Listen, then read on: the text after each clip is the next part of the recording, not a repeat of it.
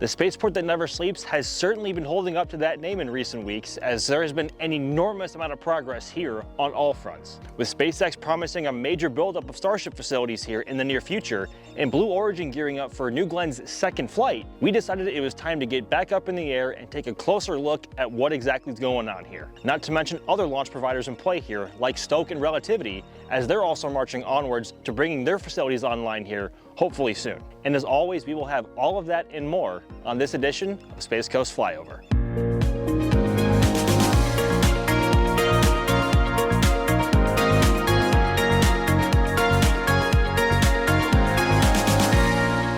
As per usual, I won't be alone for this one, as we'll have Alex and Adrian with us as well to break down everything here in greater detail. But first, we had to talk about SpaceX's Roberts Road facility, of course. In previous flyovers, we've mentioned how SpaceX was expanding its footprint at the Kennedy Space Center with a northern expansion at Roberts Road, in addition to outlining work commencing on a new Starship assembly building, which SpaceX calls Gigabay. Well, about a month later, in the lead up to Starship's 8th flight, SpaceX confirmed these reports in an update which includes details about the size, timelines for construction, and capabilities of this brand new Starship facility. You may recall that when we mentioned Gigabay's size in our last flyover, we mentioned that it would be about 116 meters or 380 feet tall, 110 meters in width, and 130 meters in length. So just doing some quick math here, with 360 by 427 by 380 feet would give us a total internal volume of roughly 58.4 million cubic feet, according to SpaceX. After accounting for all of the necessary internal construction, the Gigabay will provide approximately 46.5 million cubic feet of internal processing space. Huge. It was also stated that Gigabay would have 815,000 square feet of workspace, which includes elevated work platforms and a work meeting space on the very top floor. During our previous flyover, the work for Gigabay was merely some ground clearing to the north of Hangar X. But this time around, teams have already been drilling the piles and placing the rebar for the building's foundations. That's coming together really quickly, and the tent's open for us today. How about that? The foundation's layout has already given us an idea of how the interior of the building might be organized once it's all finished. We can clearly see how it will have 2 transfer aisles running along its length, with multiple bays on each side of each transfer aisle to perform work on the vehicles built and refurbished inside. This matches what SpaceX had outlined in its March update, where they said that Gigabay will, quote, provide 24 cells for integration and refurbishment work, along with cranes capable of lifting up to 400 US tons. We can see that up to 6 cells will be located on each side of the transfer aisles, giving us the total of 24 as mentioned. When it comes to the Super Heavy and Starship construction, teams often use 2 different types of cells. One for stacking, which has a welding turntable, and one for outfitting and maintenance. Inside Megabay 1 at Starbase, SpaceX currently utilizes 3 workstations and 2 welding turntables to build Super Heavy boosters. Each turntable welds one half of the booster, and then the 2 halves come together to form the full structure. Once the booster is complete, it is then moved onto a workstation to outfit it for pre-launch testing. Inside Megabay 2, SpaceX uses another 3 workstations and 1 welding turntable to build Starship upper stages. Each ship is built from the nose cone down to the aft in that single turntable, and when completed, it moves to a workstation for outfitted ahead of pre-launch testing. So, given this, it'll be interesting to see how SpaceX's construction methods for Super Heavy and Starship upper stages will evolve once Gigabay is up and running in terms of cells, turntables, workstations, etc. Something else that might be interesting though is to see how SpaceX will integrate future payloads onto the ships. Whether that'll be inside Gigabay itself or if they'll need a separate facility for that. If they do end up having the need for a separate building though, there is certainly no shortage of land over there. I feel like Billy Mays. But wait, there's more! SpaceX had also mentioned that along with Gigabay, the company would be building a Starship production facility adjacent to it, very similar to how the Star Factory is at Starbase. We had also mentioned this in our last episode, since there was already paperwork filed and published, so score! In said documentation, it stated that this facility would hold a footprint 50% greater than that of the current Star Factory in South Texas. That work, however, won't commence until the needed approvals are in place. In the meantime, SpaceX's Phase 1 northern expansion at Roberts Road continues. Teams have also expanded the retention pond to the west of the complex, complying with local wastewater management rules. Now, you might be wondering, that all sounds great, but when will this Gigabay and Star Factory stuff be done? Well, SpaceX stated that they are looking at having this upcoming Gigabay operational by the end of 2026. That being said, SpaceX is absolutely not going to wait until 2026 to kick off Starship activities here on the Space Coast. The company has said that it intends to ship Super Heavy boosters and Starship upper stages here via barge all the way from Starbase to Florida to support initial Starship launches from Launch Complex 39A. However, in order to launch from there, supporting infrastructure needs to be in place first. While Alex will be discussing what's going on at LC-39A later, the crown jewel, if you will, is the newly designed orbital launch mount under construction right at Roberts Road. On this flight, we observed substantial progress on its construction. This launch mount is pretty much a carbon copy of that being built for Starbase's second launch pad that we call Pad B. It's built in 3 layers, the top layer being water-cooled in its design. For reference, 39A's launch mount was merely arranged as a few metal pieces of steel scattered inside and around a temporary white tent when we last flew 2.5 months ago. I know, it's been a while. This time around, however, both bottom and middle layers have already been welded together. In fact, we flew right as teams were installing one of the corner plates that fills the gap in between it and one of the middle layer's side sections. Comparing its progress with that of Pad B's and Starbase, it seems like this launch mount is in a very similar condition to that of Pad B's in November of last year. But what does this actually mean? Well, if the work performed here progresses similarly to that of Pad B's, then 39A's launch mount will look similar to Pad B's is right now, come September. Of course, the hope here is that progress continues at a much faster pace than that in Starbase, given the experience that they've had so far with it. Assuming all goes well, this could grant the opportunity of SpaceX meeting their goal of launching from Florida by the end of this year. But before we get ahead of ourselves, we should mention that we still have yet to see hardware that relates to the launch mount's water-cooled top layer or the flame diverter that is yet to be installed at 39A's flame trench. But more on that later. Either those parts have yet to be shipped in, or they're being put together at other SpaceX facilities in Florida, such as Citgo Road in Cocoa or Hangar M at the Cape Canaveral Space Force Station. However, as we usually say, time will tell. With everything at Roberts Road taken care of, let's hand this off to Adrian with the latest check-in on Blue Origin and for the latest in space industry expansions at the Kennedy Space Center. If you watch our Space Coast Flyover episodes and you think there's a lot going on, get ready for more action. Just earlier this month, Space Florida released a draft environmental assessment to allow for the growth of a space commerce district area in the Kennedy Space Center. Space Florida says the plan is to accommodate a future commercial space operation, capabilities, and supporting infrastructure. This includes locations such as offices, high-tech workspaces, warehouses, hotels, restaurants, and other commercial spaces. As the commercial space industry grows at KSC, this is something that's becoming increasingly important for not only the companies who are operating in the area, but also the visitors who are attracted to the area by launches and other events. This would also allow new companies to set up shop at the Space Coast and provide more services in support of the space industry. As you can see from these conceptual plans, the areas of interest are located near the KC Visitor Complex and Blue Origin's Exploration Park.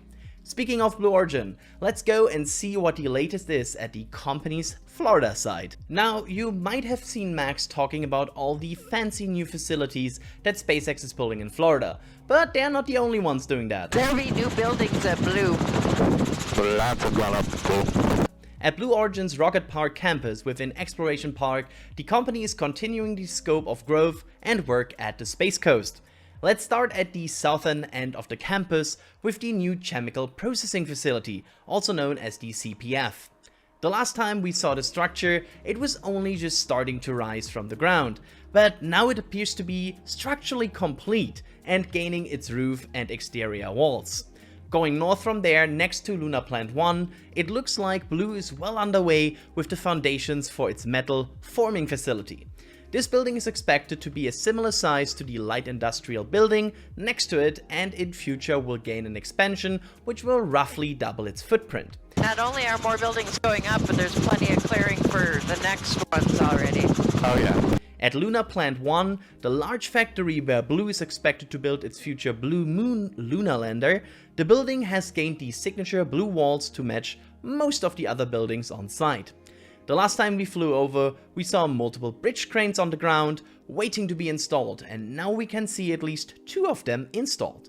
The location and way that these are installed, it looks like this area will be some sort of a transfer aisle within the buildings. At the second stage cleaning and testing facility, also lovingly known as 2CAT, we spotted a New Glenn Stage 2 on the stand. Side note, Blue often refers to these stages as Glenn Stage 1 or GS1 for the booster and Glenn Stage 2 or GS2 for the second stage. So when I said New Glenn Stage 2, the new is for the stage, not for the New Glenn rocket. Although it is also new, but that's not the point. I'm going off the rails here. Back on track. So right now we are not sure in what phase of testing the stage currently is, but looking at it and comparing it to others we've seen previously, we can at least have a rough guess.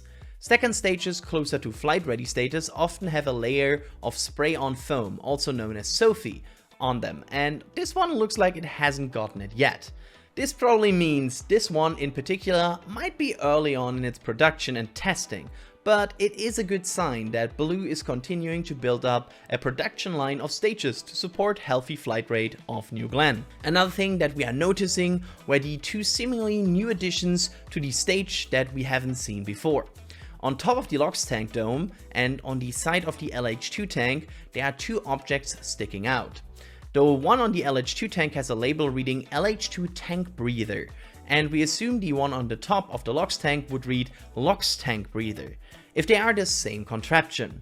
While we are not certain, it could be possible that these are new additions to the testing process following the anomaly during testing at the 2CAT last year. Given what we have seen in the past and the state of the second stage, it's likely that this one will be the one flying on New Glenn's 3rd or 4th flight. So you might be thinking, wait, what about flight 2? Well, I've got great news for you. The day before we flew, Blue Origin CEO Dave Limp posted a picture of Flight 2's second stage being transported from the factory to New Glenn's launch site at Launch Complex 36. This is a great sign that the flow for New Glenn's next flight is well underway. So with that, let's follow GS2's transport route and head out to the pad. With GS2 for Flight 2 now being at the pad, we can expect the testing campaign for the stage to begin in the coming weeks. In fact, we are already seeing more signs that Blue is preparing for that as we speak. In the days before Flyover, we saw lots of activity from the flare stack at LC36 and our 24/7 Space Coast livestream. In fact, in some of the photos from our Flyover, we can see the methane flare next to the pad still lit.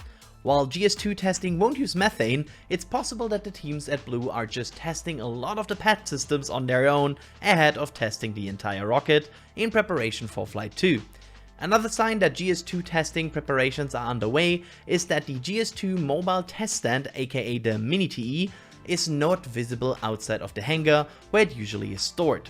This tells us that the stand is currently inside the horizontal integration facility and is ready to be mated with GS2. Once GS2 is on the test stand, the 2 will roll out to the launch pad and begin the testing campaign, which will end in a static fire of the twin BE-3U engines. This will set up the stage for the GS1 to roll to the pad and begin combined stack test operations at LC36. According to Blue, the company is also aiming to launch New Glenn again by late spring, so that means we might see that happening in the coming weeks. The next flight being less than 6 months after the first one, even when the booster was lost on that first flight, likely means Blue Origin could be capable of performing a 3rd flight of New Glenn before the end of the year.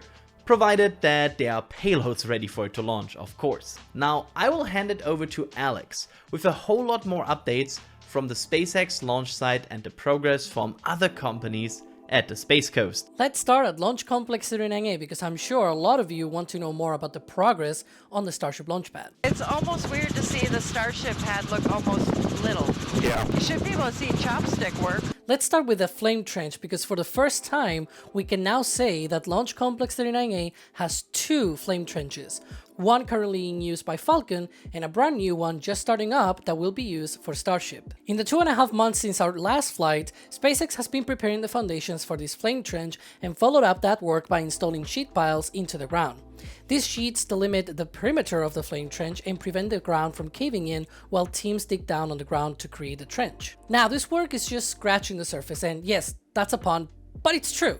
If you want to know how the trench looks once it's more completed, well, you only have to go and watch our last Starbase update episode where we covered precisely the status of the flame trench at Starbase's Pad B. So there's still quite a lot to do for that flame trench at LC-39A to be completed, but it's really a great start, and we can in fact make some sort of guess as to how long it may take to be completed. In the case of Starbase's Pad B, that flame trench started to be dug in late September, and the flame diverter was just installed a few days ago. That gives us about 6.5 months from starting to dig the flame trench to installing that flame diverter. If they go at the same rate at 39A, then that means we'll have that flame diverter installed by October. But of course, just like what Max said earlier with the launch mount, the hope is that with the experience of building Pad B's flame trench, SpaceX teams will take less time than that to finish this one. It's also worth pointing out that the different types of soil composition and whatnot might still make things change from one site to another in terms of timelines, for example.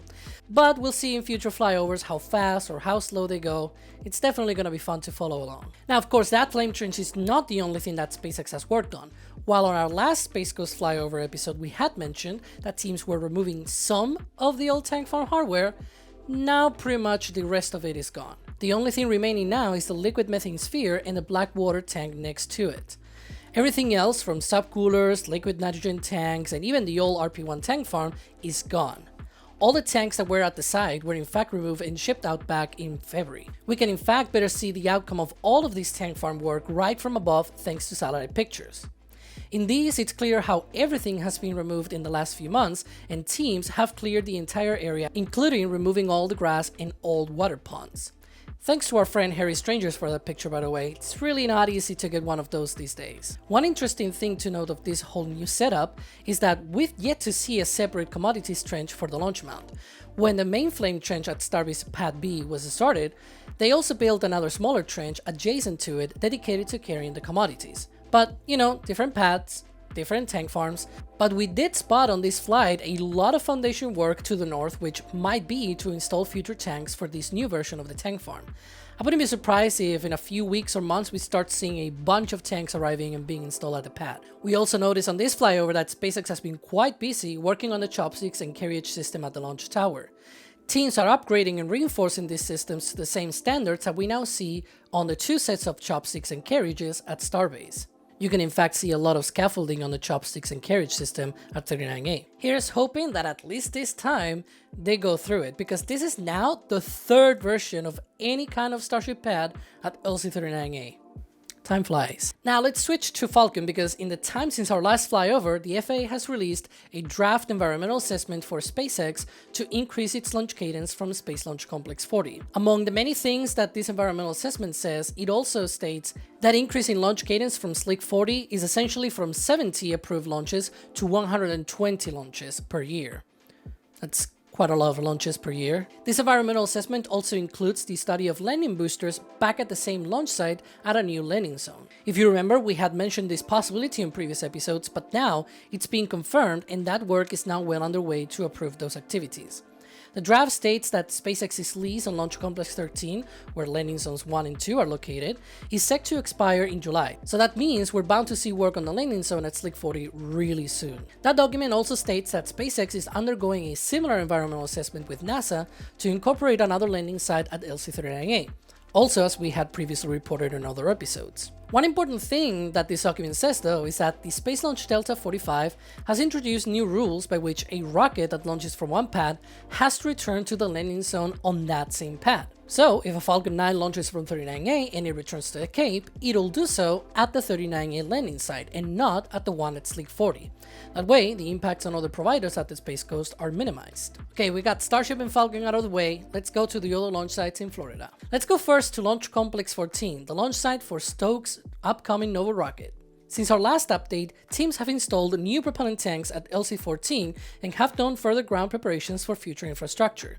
Furthermore, it looks like they started to dig up the flame trench for the rocket, so that's 2 launch sites at the Space Coast with flame trenches being dug for fully reusable rockets. Kinda crazy already, 2 fully reusable rockets. Now, it's hard to be certain from the flyover angle, but using synthetic aperture radar from Umbra, we can see shadows that reflect the shape of what appears to be a trench. On that same image from Umbra, we can also see that Stoke is working on the foundations for the integration hangar at the pad, so that one might rise from the ground really soon. If we move 2 pads up north of Stoke is Launch Complex 16, the launch site for Relativity's Terran R rocket. One of the biggest changes here since our last flight has been the start of the build-up for the massive horizontal integration facility for Terran R. For months, we had been seeing teams setting up the foundations for it, but now it's finally going up and is already quickly dwarfing all of the hardware for Terran 1. We can also see to the north side of the pad that teams are continuing work on the flame trench, and there's a circular clearing nearby which will be home to one of the flare stacks to support propellant burnoff. And if we move to Space Launch Complex 41, we could see ULA's Atlas V rocket, which was slated to launch recently with the first batch of operational Kuiper satellites for Amazon. Unfortunately, the weather had other plans for that day, so when we flew, the rocket was still in the pad. Hopefully they get better weather next time. And out by the NASA's Vehicle Assembly Building, the Exploration Ground Systems team have rolled and stacked Module 6 of the second mobile launcher for SLS. Right after the flight happened, we also saw Module 7 being rolled and parked near Mobile Launcher 2 for stacking in the coming days or weeks. Now, while there's definitely lots of doubt about the future of Mobile Launcher 2, its sibling Mobile Launcher 1 is definitely enjoying lots more work and fame. That first mobile launcher is currently inside the VAB and with a rocket on board.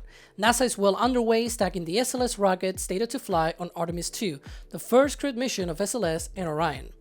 As of the time of recording, both solar rocket boosters, the core stage, and the launch vehicle stage adapter have all been put together. Right now, the plan going forward is to install the ICPS upper stage in the next few days, and then wait until Orion is ready for stacking, something expected to occur in the late summer or early fall timeframe. Then the rocket will roll out by the end of the year, go through pre-launch testing, and hopefully a launch during the first quarter of 2026. Here's hoping that everything sticks to that timeline. Back on the ground. Well, that is going to wrap up coverage for this month's Space Coast Flyover. The activity here at America's premier spaceport is pretty relentless, so you can be sure that we'll stay on top of any activity as it happens. Will Starship launch from here in 2025? How many more flights do you think New Glenn will have before the year's out? Feel free to let us know in the comments section down below. I'm Max Evans for NSF, and thanks for tuning in.